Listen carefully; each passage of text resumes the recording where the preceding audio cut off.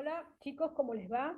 Bienvenidos a este nuevo video de Algoritmos y Programación 3, en donde vamos a iniciar una nueva etapa en esta materia, que va a ser una introducción al concepto de videojuegos, y luego vamos a tratar un lenguaje en particular que los va a manipular de una manera muy sencilla, porque la idea es que no aprendan a programar muy experimentadamente en lo que se refiere a los videojuegos, sino que tengan una introducción al concepto de este tipo de lenguaje, que es bastante accesible. En este punto, no vamos a poder profundizar en algunos lenguajes con mayor detenimiento, porque nos exige una serie de conceptos matemáticos que todavía no hemos tratado, sobre todo el tratamiento de las imágenes en tres dimensiones, y no hemos trabajado mucho con ellos, sino que nos hemos simplemente, cuando veíamos matemáticas, solamente referirnos al concepto de dos dimensiones. Así que vamos a tratar posteriormente, en próximas videoclases, a un lenguaje de programación bastante sencillo, pero que simplemente maneja los gráficos en dos dimensiones. Pero antes que eso, lo que vamos a hacer es una pequeña introducción al concepto de programación en videojuegos. ¿A qué nos referimos cuando hablamos con la programación en videojuegos? Se denominan videojuegos a todo tipo de juego digital interactivo, con absolutamente independencia de su soporte y de su plataforma tecnológica. ¿Esto qué quiere decir? De acuerdo a que sea una máquina de bolsillo, una consola, no sé, una conexión a una televisión, a un móvil, a un teléfono móvil, a un celular, a una máquina recreativa como la que encontramos en muchos lugares donde se juegan, salas de videojuegos, a una microcomputadora qué sé yo, un ordenador de mano, un video interactivo. Es decir, a este tipo de programas que se encuentran en este tipo de máquinas. Un videojuego que es un programa informático, es un programa informático.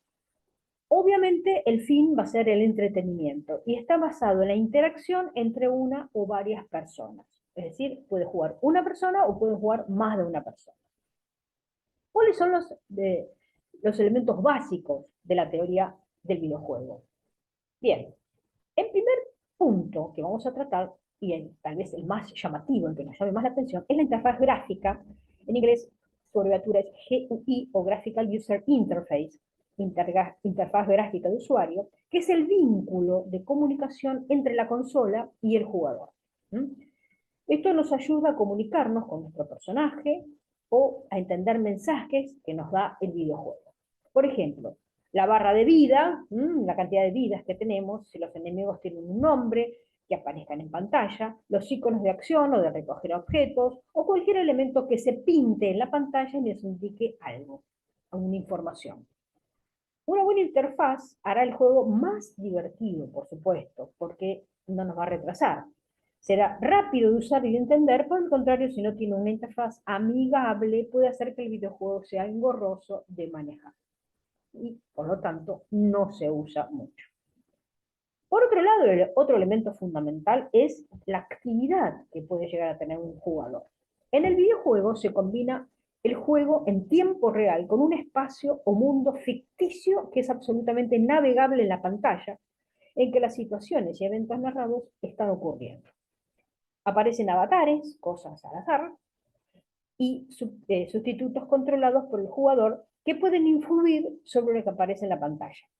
Y el primero, que requiere habilidades de coordinación entre las manos y la vista. Entonces tenemos como un elemento gráfico muy importante, es la interfaz gráfica, y el otro la actividad del jugador. Luego tenemos el algoritmo, el programa en cuestión. El algoritmo es el programa informático que contiene el conjunto de procedimientos que controlan los gráficos y el sonido del juego, la entrada y salida, el input y el output, donde están relacionados los jugadores y el comportamiento en el juego de los jugadores que están controlados por el ordenador. Si dividimos las tareas, podemos decir que el algoritmo es el responsable de la representación, las respuestas, las reglas y la aleatoriedad, es decir, el azar, que componen un juego.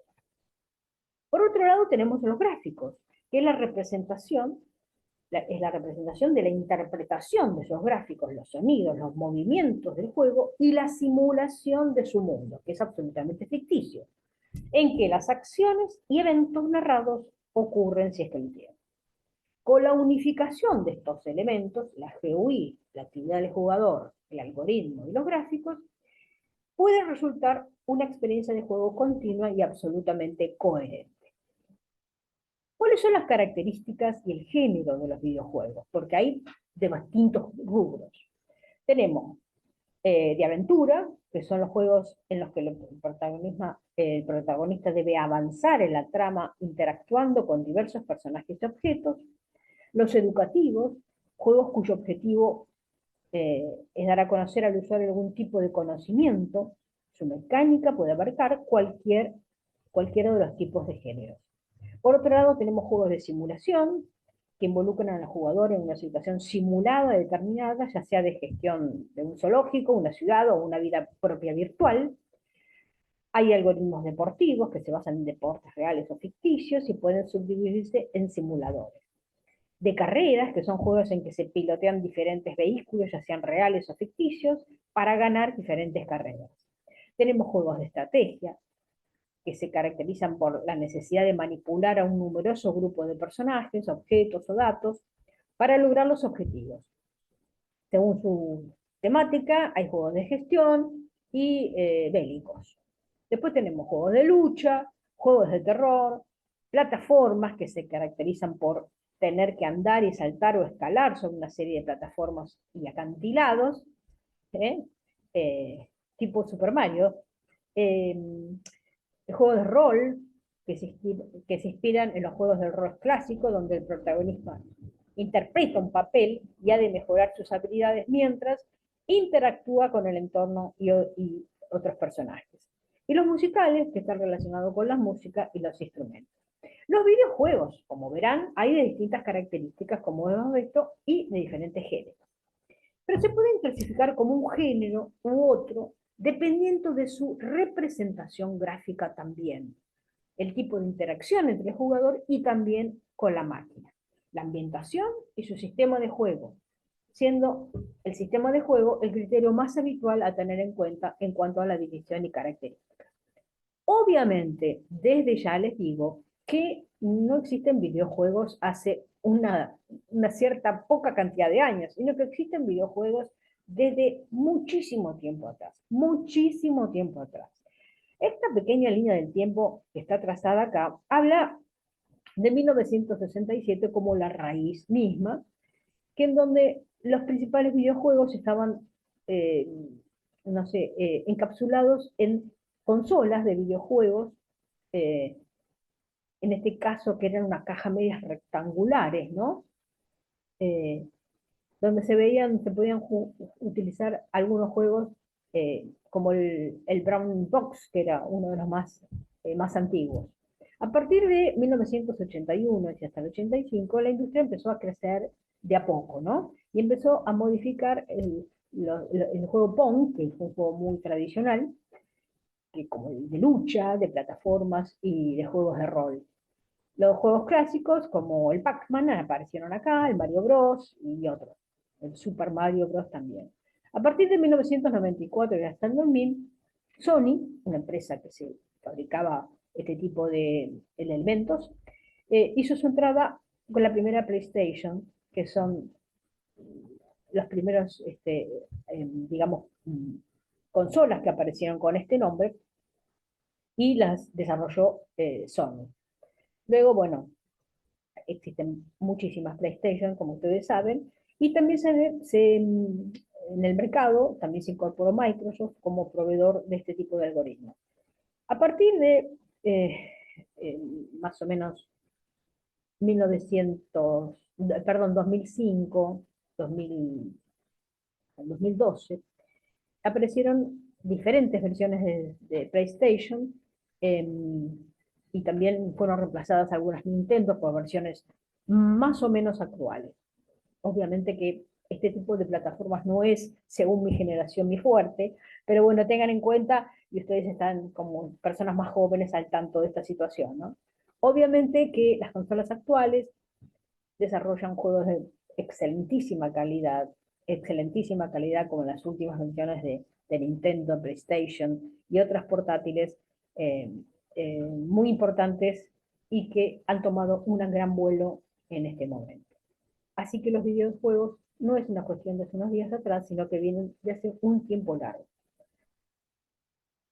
El lenguaje de programación que vamos a utilizar para desarrollar nuestros videojuegos en esta materia es el lenguaje de programación denominado Scratch. Es un lenguaje, como ustedes van a ver, es muy libre, absolutamente tiene una plataforma libre, vamos a ver las principales características y es muy fácil de usar, obviamente, para aquellos que tienen algunos conocimientos de programación como ya tenemos nosotros. Así que recuerden ustedes que este tipo de lenguaje nos va a permitir utilizar videojuegos muy simples, muy sencillos y en 2D, no más, no pidan otra cosa porque más no vamos a poder usar. Entonces, como les decía, a partir de las siguientes videoclases nos vamos a adentrar en el lenguaje de programación Scratch, que es un lenguaje que nos facilita crear historias interactivas, tal vez van a ser muy sencillas, pero la idea es que vean ustedes cómo se programa juegos, animaciones, y vamos a compartir todas sus creaciones con otras personas en la web, porque esa es la particularidad que tiene este tipo de lenguaje. Aunque es un lenguaje para iniciarse en el estudio de la programación porque sirve, resulta muy adecuada a la selección de este lenguaje para dar los primeros pasos y familiarizarse con los elementos que intervienen en la creación de los juegos en 2 dimensiones. Las características más importantes de Scratch son que está basado en bloques gráficos, y la interfaz que tiene es muy sencilla y muy intuitiva. Además tiene un entorno colaborativo mediante el cual se pueden compartir proyectos, scripts y personajes en la web, con lo cual lo hace bastante ameno. El trabajo en Scratch se realiza mediante la unión de bloques, que pueden ser eventos, movimientos de gráficos y sonidos. Y los programas pueden ser ejecutados directamente sobre el navegador de Internet, así que ustedes no tienen ningún problema en utilizarlo. Obviamente que Scratch es un lenguaje de programación orientado a objetos. ¿Está? Así que nos vamos a tratar con este tipo de lenguaje. Ventajas de usar este lenguaje es que es un programa gratuito y de software libre. Es perfecto para enseñar, para mí, es bárbaro para enseñarlo, y para ustedes también, porque aprender a programar es muy importante este tipo de cosas. Tanto sea para niños, para adolescentes, para adultos, para cualquier persona que no tenga conocimientos informáticos relativamente. Está disponible para varios sistemas operativos, para Windows, para Mac, para Linux, y es multiplataforma. Se puede utilizar con dispositivos digitales móviles como smartphones y tabletas. Permite compartir los proyectos a través de Internet, pudiendo ser descargados y utilizados por otras personas. Y además es multilingüe. El diseño del lenguaje de programación Scratch es un lenguaje visual y no hay que escribir líneas de programación. Eso es importantísimo. No tenemos que estar perdiendo tiempo escribiendo líneas de programación. Por tanto, se evitan los errores al teclear. Buenísimo. Se pueden realizar todo tipo de proyectos y actividades personalizadas. Para conseguir que estos objetivos sean posibles, los creadores de Scratch han introducido 3 principios o características básicas en el diseño de este lenguaje de programación. Entonces, para conseguir que la cuestión de esto de teclear, que no tengamos que teclear ningún tipo de código y que nuestras actividades puedan estar personalizadas, los desarrolladores de este lenguaje de programación han introducido 3 principios que son importantísimos. Estos principios son que la lengua de programación sea lúdica, significativa y social. Vamos a ver qué quiere decir esto, lúdica. El lenguaje de programación debe ser lúdico.